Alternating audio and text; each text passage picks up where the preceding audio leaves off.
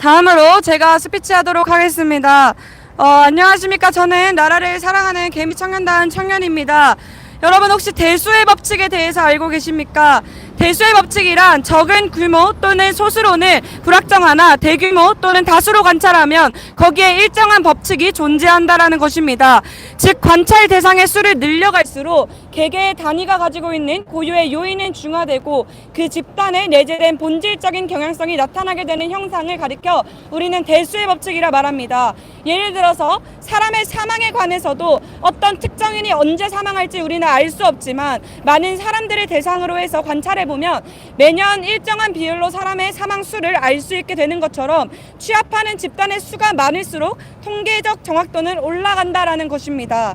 오늘 이 스피치를 통해서 이 대수의 법칙을 이번 40 총선에 대입해 보겠습니다. 총선으로 볼 때 대수의 법칙에 따르면 본투표와 사전투표율이 비슷해야 합니다. 그런데 이번 40 총선 때 이 대수의 법칙이 깨졌습니다. 인천 계양을 지역을 들어보겠습니다. 원희룡 후보가 당시 본투표 때는 2,000표 차이로 2,000표 이상으로 이겼지만 사전투표 때 10,000표 이상 차이가 나면서 지게 되었습니다. 이 외에도 여러 지역에서 본투표와 사전투표의 결과가 다름을 우리는 알 수 있습니다. 64 34기 및 미 해군대학원 컴퓨터 사이언스 석사 장재원 박사님께서 이렇게 말씀하셨습니다.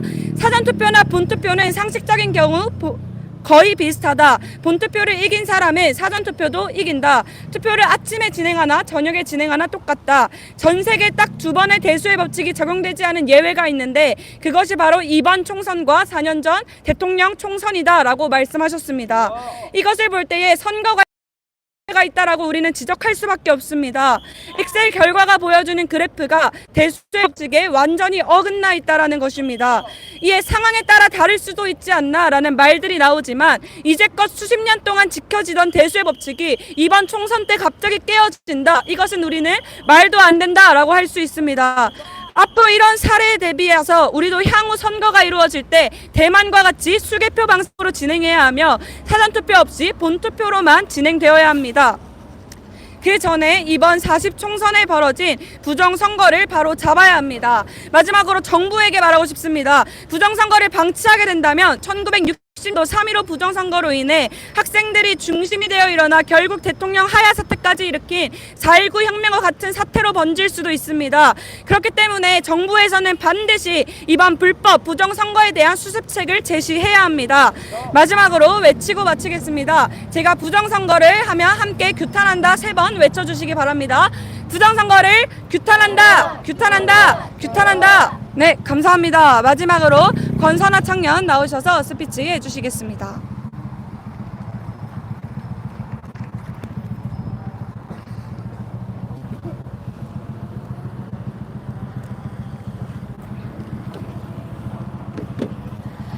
네, 여러분 안녕하십니까? 저는 대한민국을 지키는 개미청년단의 권선아 청년입니다. 제가 이 자리에 선 이유는 첫째, 자유의 나라 내조국 대한민국, 헌법과 질서가 있는 대한민국에서 이번에 4월 10일 국회의원 투표가 부정하게 이루어짐을 보고 여러분 앞에 섰습니다. 둘째, 기독교인으로서 마태복음 6장 33절 말씀에 먼저 그의 나라와 의를 구하라라고 말씀하신 순종하여 나의 집 대한민국이 자유의 나라가 아닌 공산화된 나라가 됨을 눈뜨고 볼 수 없기 때문에 이 자리에 나왔습니다. 이번 4월 10일 부정선거는 너무나 수상한 점이 많습니다. 이번 부정선거의 피해 정당인 자유통일당은 이승만 대통령의 4대 건국 정신인 자유민주주의, 자유시장경제, 한미동맹, 기독교 입국론 정신을 가지고 있으며 헌법과 국가보안법을 지키고 자유통일을 목표로 하여 북쪽을 불법 점거하는 북한 김정은 노동당 정권을 해체하며 주사파를 척결시키고 대한민국을 최강대국 G2 국가가 되도록 이끌어가는 정당입니다. 이 자유통일당을 지지하는 지지자들은 무수히 많았으며 지금은 폭파되었지만 자유통일당 소속 플랫폼인 유튜브 채널 너하라TV를 통하여 몇 천만 지지자들이 단합하여 광화문에 나와서 결속력을 보여주었고 자유마을이라는 마을 공동체로 체계적이고 확실하게 형성되어 자유통일당을 전폭 지지하였습니다. 그런데 4월 10일 총선 결과를 보셨습니까? 대부분의 지역구에서 0표가 나온 지역, 투표 결과 10개 이하로 나온 지역구가 대부분이었습니다. 그런데 어떠한 언론, 매체도 이에 대해서 다루지 않았습니다. 나라의 공중파 방송국, 중앙선거위원회 모두 작용화되었다는 말 이외에는 다른 말이 떠오르지가 않습니다. 부정선거 의혹은 문재인 전 대통령 시절 때도 있었고 증거도 무수했지만 우파는 아무런 힘을 쓰지 못했고 문 정권에게 내어주어야만 했습니다. 이제는 더 이상은 안 됩니다. 대한민국의 대통령은 윤석열 대통령임에도 불구하고 알지도 못하는 법들이 통과되며 문재인 대통령 시절 학교 교과서에 페미니즘, 동성애, 프리섹스 등이 사랑이라고 교육하였습니다. 능력이 많고 재능이 많은 청년들은 문화 콘텐츠와 사회적 제도인 지원금, 행사를 과도하게 많이 만들어서 일을 안 하게 만들어버리고 대한민국의 자산을 모두 탕진하게 만들어 대한민국을 망하는 길로 가게 만들었습니다.